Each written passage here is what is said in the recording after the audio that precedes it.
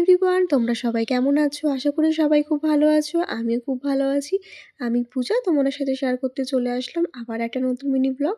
আজ কিন্তু আমরা সবাই মিলে বেরিয়ে পড়েছিলাম এক জায়গায় পুজো দেখতে যাব বলে। কোথায় যাচ্ছি সেটা না হয় তোমাদের সাথে একটু পরেই শেয়ার করছি। আর ওদিকে আমার মা চলে যাচ্ছিল বাড়ি, তাই মাকে হাফ রাস্তায় ছেড়ে দিয়ে আমরা কিন্তু টোটো করে একেবারে আমাদের গন্তব্যস্থলে যাওয়ার জন্য বেরিয়ে পড়েছিলাম। আজকে কিন্তু আমাদেরকে বাবাই নিয়ে যাচ্ছিল।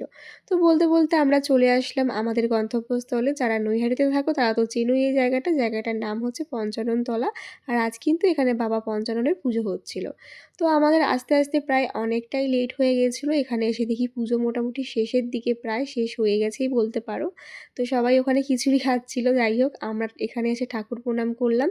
আর এদিকে আমার মামামও কিন্তু আমার সাথে ঘন্টা বাজাবে বলে একেবারে আমার জামা ধরে টানাটানি করছিল।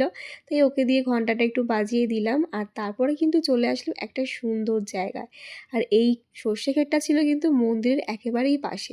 এত সুন্দর একটা জায়গায় আসবো আর ফটোশ্যুট করবো না, সেটা তো হতেই পারে না। তাই দেখো সবাই মিলে চলে আসলাম এখানে কিছু ফটোশ্যুট করার জন্য। আর এদিকে আমার মামামও কিন্তু সর্ষে ক্ষেতে এসে বেশ মজা পেয়েছিল।